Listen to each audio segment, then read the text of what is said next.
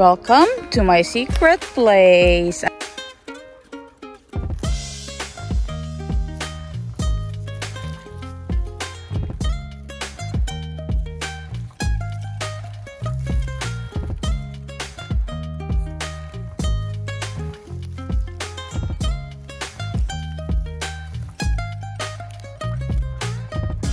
Hello guys! Good afternoon sa inyong lahat.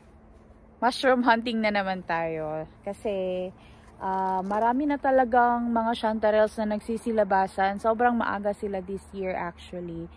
And andito ako sa forest guys na malapit sa bahay namin. Itong area na to, marami ito ditong chanterelles. But I've noticed na most of them are not good looking anymore kasi hindi sila masyadong nabasa. But I'm still gonna pick some of them kasi meron namang iba sa kanila na okay pa. So tara, i-pick na natin. Ayan guys, oh, medyo dry kasi itong area na to dito. Kaya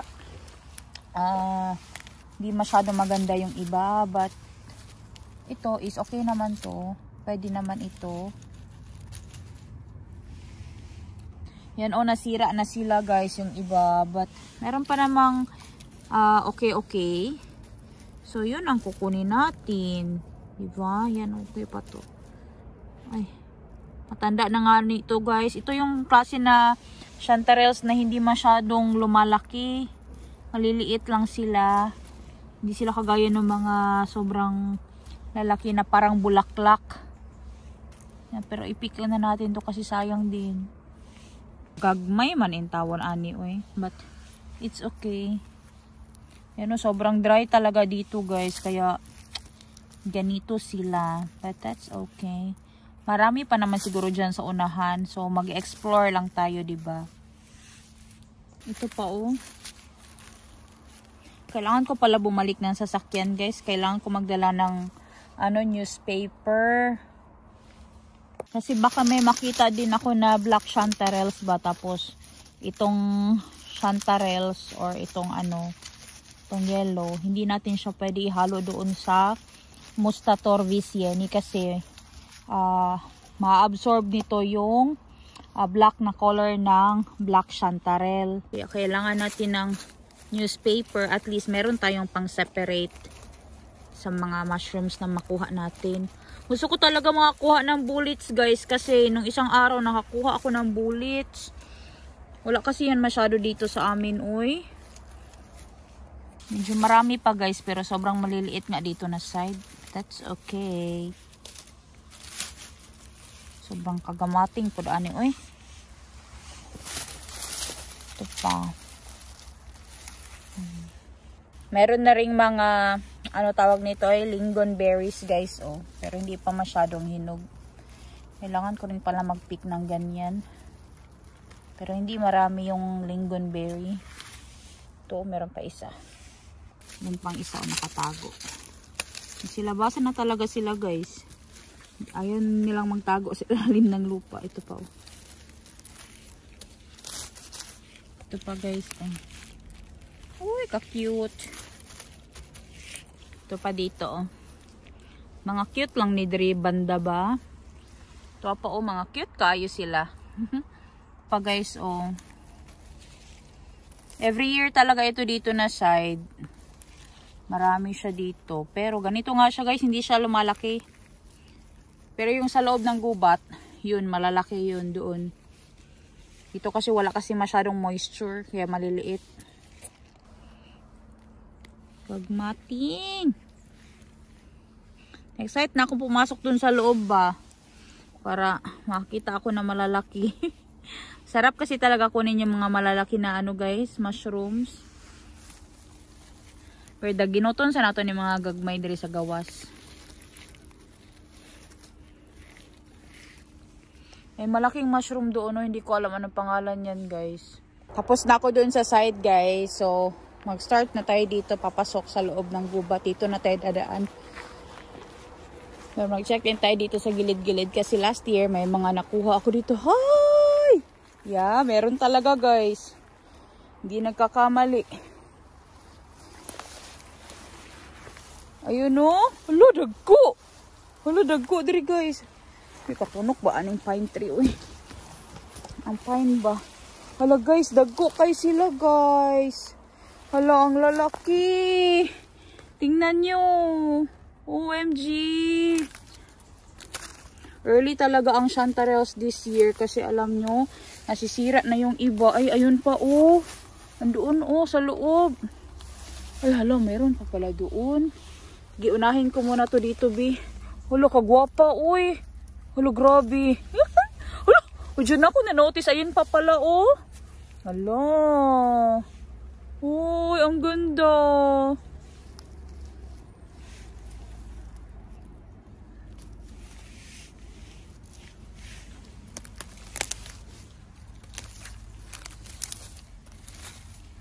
Nanyo yung iba o nasira na kasi may uod na, so hindi na natin yan kukunin or kinain na yan ng slug. Pero ito sobrang grabe oh, ang linis. Wow!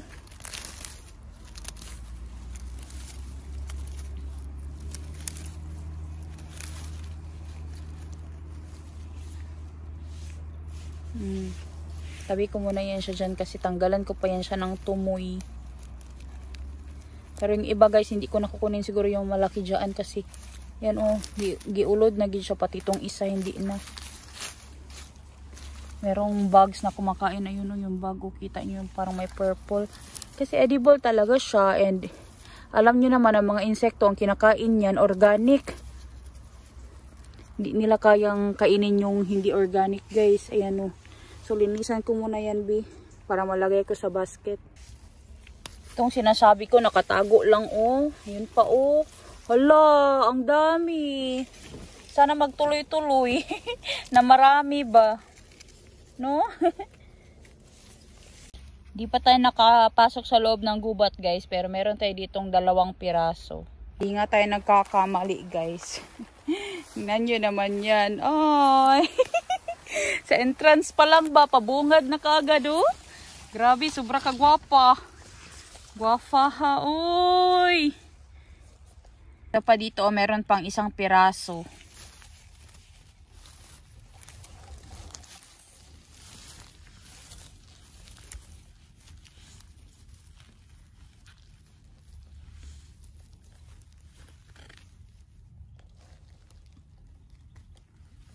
Meron pa guys, oh.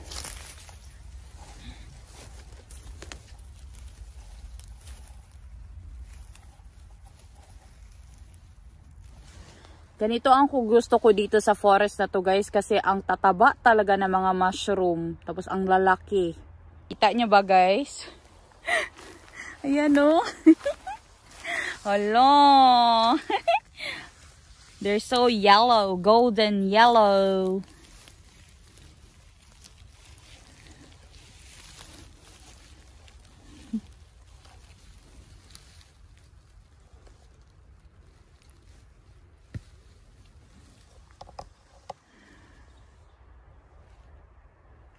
Dalawang piraso, ang ganda. Alam nyo lang wala, pero meron guys. Tingnan nyo. Ayan o. Ito yung maganda, sa ilalim ng moss tumutubo.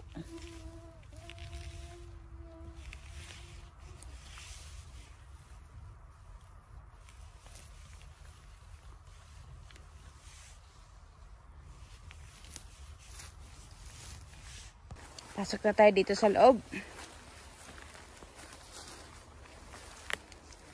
Welcome to my secret place. Anong mahahanap natin dito? Sana naman meron. Ayun! Ayun! Kita ko na guys. Layo pa lang. Klaro na guys, tibi-tibi na ako. Yan oh. Yan. Yan ang sinasabi ko. Yan. Tingnan nyo naman, ang lalaki guys, grabe. Sobra kagwapa man ani, uy. Sige daw, bi. Ato na ning bunluton diri sa iyahang tindugan.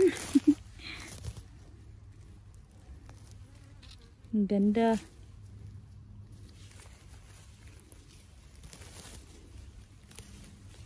Yung isang side, yung isa doon, oh. Ay, 2 para 3. 3 sila, 3 guys. Yan. Yan, tatlo sila guys. Yung kita niyo ba? Oh, sobra kagwapa guys, grabe.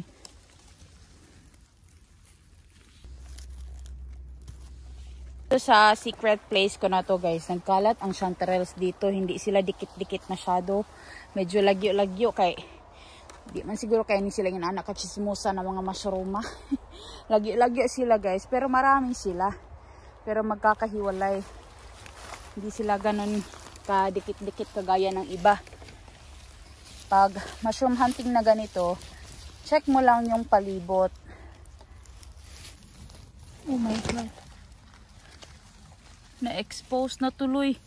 Hala, nasa ilalim lang talaga sila ng moss. Grabe ang mycelium guys, oh. Wow. Wow.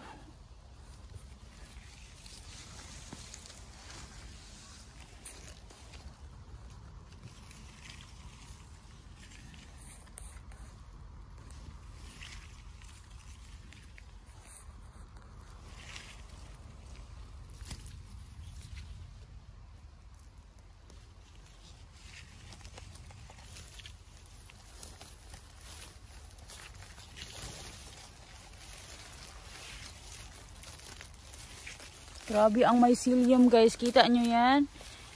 Yan ang dahilan kung bakit merong mushroom. So we really need to take care of this. Ayan, oh wow, sobrang dami, oh my god. Kaya pala itong bato na to, every year talaga, marami talaga siyang binibigay sa akin. Tatabunan ko to ng moss guys, para ma-protectionan yung mycelium dyan, para hindi siya ma-expose masyado. Ang grabe kadaghan. Kayo nga guys, saan banda ang mushroom? Pakituro nyo, pakituro.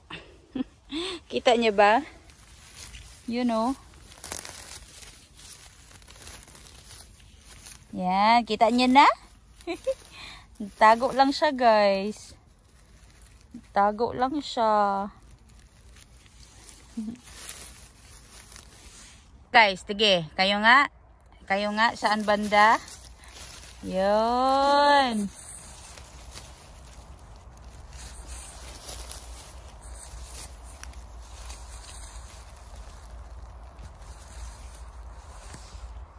Ito pa dito guys, oh wow.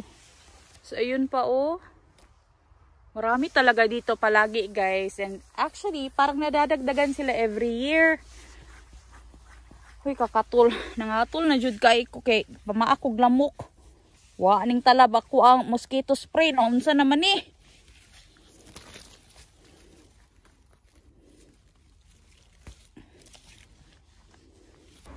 Lakad na naman tayo nito.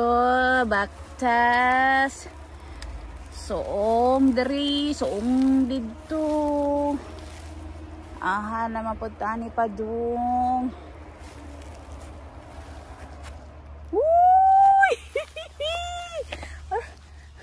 Sama ni nasa akong ulo. Sama na nasa akong ulo guys. Just me yung marimbar. Muna magsigig song-soong lagi maski asa. Uy, aray kakatul dagan kay glamok. Akong sampot o akong kuan paagi pa maakog glamok. Bahala na basta kay ako lang yung mushroom. Tingnan nyo to guys. This year, meron na naman tayong black chanterelles. Yan o. Yan. Wow, black trumpets. Hala, ang dami. Hala, kadaghan. Ito siya yung ano guys, black chanterelles. Alam nyo ba yung ganito namin sa bahay? Konti na lang. Kasi niluluto ko. Hindi ko lang nasi-share yung video. But I will try this time guys. Mag-share talaga ako kung paano namin siya niluluto. Ayan o. Ano pang isa doon? Ayun. Ayan o. Marami dito guys. So yung iba is kakatubo pa lang. Pero ito talaga siya. Depende yung tubo niya guys. Hindi siya perfect. Minsan naman is super perfect na trumpet talaga na itsura. Ganito. Like ganito. Ang gagawin lang dito is tanggalin lang itong sa baba niya guys. Tapos, pag nilinis nyo to, ano siya, i-split siya into half para kasi yung sa loob nito, kunwari may slug or different kind of like insect na nasa loob kasi ginagawa kasi itong bahay ng ibang insect. Tingnan nyo dito, kinainan siya ng slug. This is also edible. Ang tawag dito is horn of death, black trumpet, or black chanterelle. Yung iba is palabas pa lang guys, oh. Yan, oh. Ayan. Ayan o, may insect sa loob. So, yun, natanggal na. Ay, ano lang pala yun ng puno.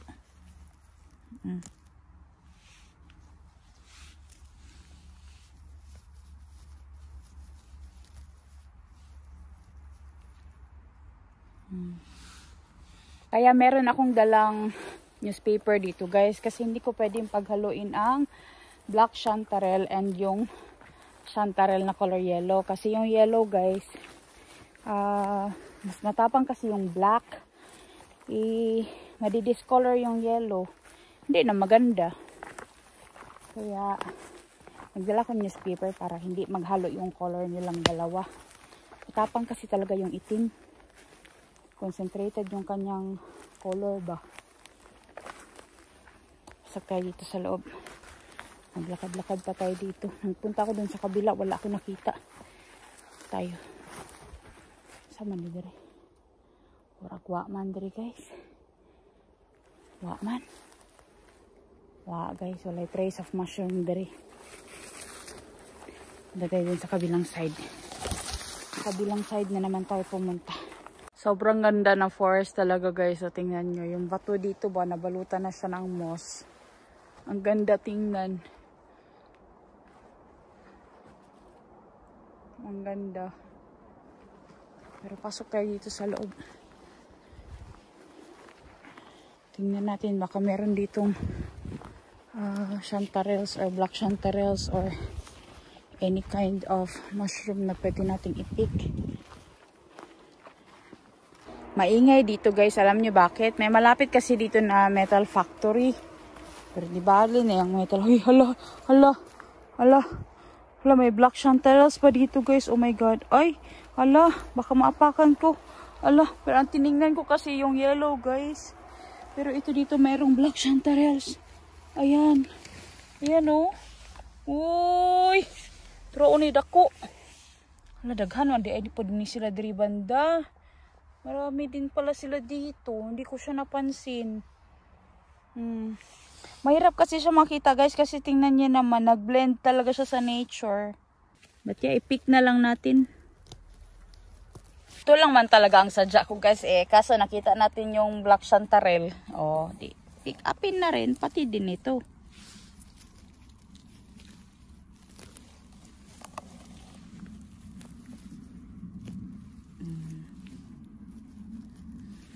Ito na yung mga nakuha ko guys. Sineperate ko sila. Ninransfer ko dito sa mas malaki kong basket. Yun lang yung black chanterelles. Ito yung chanterelle. So sineperate ko para hindi maghalo yung color. Kasi mas matapang talaga yung black compared dito sa yellow. So mahahawa siya ng color black guys. Kasi ito, meron siyang parang powder dito sa gilid niya. Tingnan nyo. Oo, may sumasama sa kamay ko. Meron siyang tinged. I don't know why. Bakit ganyan siya. Basta ganyan yung isa sa karakteristik niya. So, iwan ko lang to dito sa sasakyan. And, andito tayo sa bagong gubat na naman. Malapit lang to guys. Actually, sa likod ito nung pinuntahan kong forest kanina. Dito na naman ako magta-try maghahanap ng mga mushrooms na pwede nating ma-pick. So, mag-start ako dito banda. Sa mga entrance. Ay po ni kitati mani guys. Dili man nilami na mushroom. Oh, may nag-ano dito, may nagbunlot dito, binalik niya. Kasi hindi kasi ito masarap. Masarap yung herkotati. Pero yan is punikitati, hindi masyado masarap. I'm not a fan of it. Alam ko daw dito B kasi parang meron ako nakita kanina. Hindi ko lang sure kung ano yun. So may nakita ako na something. Dito ba yun? Kasi nung nag-drive ako guys, ay, yun nga. There. Yun nga siya guys, yan o. Yan, musta Torvis Yeni or yung black chanterelles. Ayan, marami din dito. Ay, hindi naman siya gano'ng karami, pero basta more than 2, marami pa rin. Yan o. Diba? Correction pala guys, ito pala is Ruskia Torvis Yeni or yung brown, ano mo yung Torvis Yeni or brown trumpet. Ito yung brown trumpet na mushroom guys. Pero same lang sila ng Torvis Yeni na musta or yung itim. Ito lang is brown yung kanyang color. Ma-brown man yan guys or ano bang color niyan. Basta kay Torvis Yeni nakakain yan. Ay, pulutin. Diba? Ganun lang, pulutin. Maghanap tayo dito. Ay, ito merong chanterelle na isa maliit.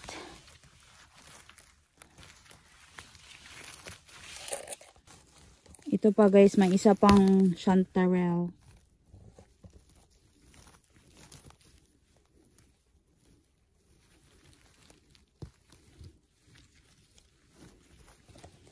May nag-visit na rin dito guys and nag-pick siya ng mushrooms. Kasi yan may mga cuttings. Pero hindi niya nakita yung iba. Ganyan man kasi ang ibang mga mushroom pickers guys. We don't pick everything kasi nagsasalin tayo, nagiiwan tayo sa mga ibang mushroom pickers. Ito, meron pa ako nakuha. Ilang piraso. Kasi ito may cuttings dito ng previous na nagpunta. Yeah, kunin natin itong iba. Isang lalaki na matanda guys na nagpipik din siya dito. Actually, colorblind siya. Hindi niya makita lahat ng mushrooms. Kaya, ako na, bata-bataw niya, dakog mata. Kita kaya na ako na. Yan o. Oh.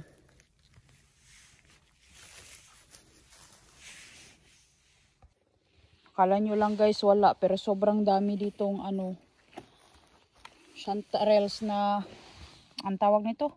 Yan yung Torvis Yeni. Yun pa guys Yun kita nyo na. Sobrang dami. Ayun pa andoon Pero, ito muna ang kunin natin.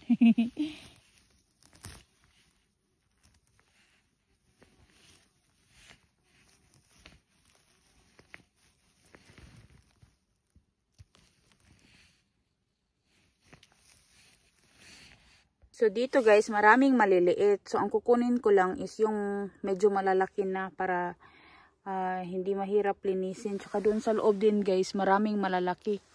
So, yung malalaki lang ang kukunin natin para di tayo mahirapan sa malisod sa paglinis guys. Yung mga funnel kayo, itsura ba? Kasi para siyang turotot Ayan para siyang imbudo ba? Yan. Nakakain ito. Sarap ito guys. Sarap ito gawing pesto, sa pasta, sa pies. Basta masarap. Grabe guys, ang musta Torvis Yeni dito. Parang sa Pilovaha, pero kung tumubo, sobrang dami. Yan hanggang doon guys sa dulo. Oh my god. Ayun pa doon sa baba. Yeah, but ang ipipik ko lang guys is yung medyo malaki-laki na. Babalikan lang natin yung iba. Sobrang dami guys. Yung iba kakatubo pa lang. Ito na lahat guys, yung mga mushrooms na na-pick ko. Sobrang dami.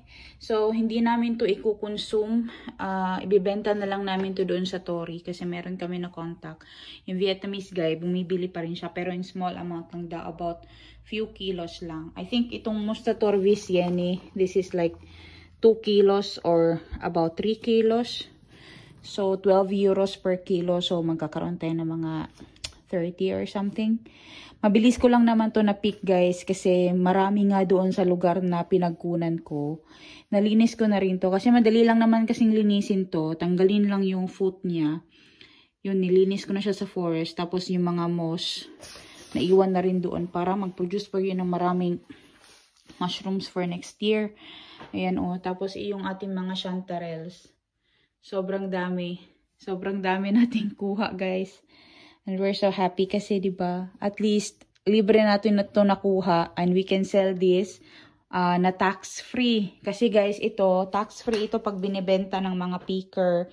Kaya mas cheaper siya. But it's also good for us kasi nga tax-free. Kasi kung isusumahin ko naman tapos sa income ko, or sa income namin ni Nico, malaki talaga ang matatax sa amin kapag nagbenta pa kami. So, ito guys, lahat ng mga nanggaling sa forest, pag binibenta ng berry pickers or mga mushroom pickers, tax-free yan. Tingnan niyo yung kamay kong dumi na. But it's okay. Yeah. Ito lahat yung mga mushrooms natin and sobrang ganda. Nalinis ko na rin yan guys. Ready to go na yan. Kasi kailangan pag binenta siya sa Tori or dun sa Market Square, malinis na siya, yung ready to use na siya for cooking. Kasi yung mga tao na bumibili doon, wala din yan silang time para maglinis. So, kunin ko lang yung ibang moss na dumikit. Yeah, sobrang bilis ko lang kahapon sa gubat, 2 hours lang. Tapos ganito nakarami ang na-pick ko. And napaka-happy talaga ng feeling kapag nasa loob ng gubat, guys. Actually, marami pa doong itong Mustator Visieni or itong trumpets. Pero hindi ko na na-pick, guys, kasi nga hindi na magkasya sa basket ko. And napagod na rin ako kakalakad kasi marami din kaming ginawa sa bahay. Pero it was a good exercise. It was a good day. And marami tayong nakuha na libreng pagkain sa gubat.